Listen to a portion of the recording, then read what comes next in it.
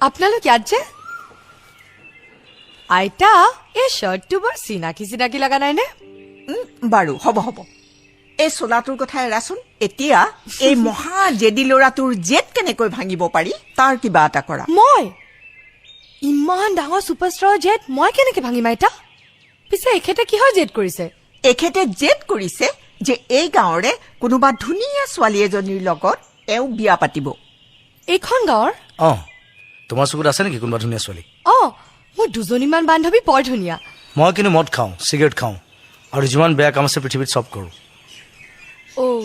কিন্তু বিয়াৰ পিছত ৰেডি তেনেহ'লে ঠিক আছে কালি তোমাৰ কিবা কাম আছে নেকি কাইলৈ বিশেষ তেনেকে একো কাম নাই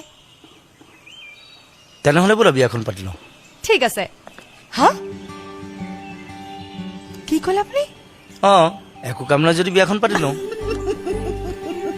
সেয়া মই কৈছিলো নহয় বলিয়া ই এটা মস্ত বলিয়া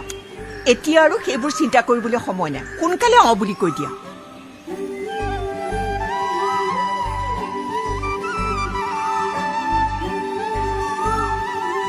ঠিক আছে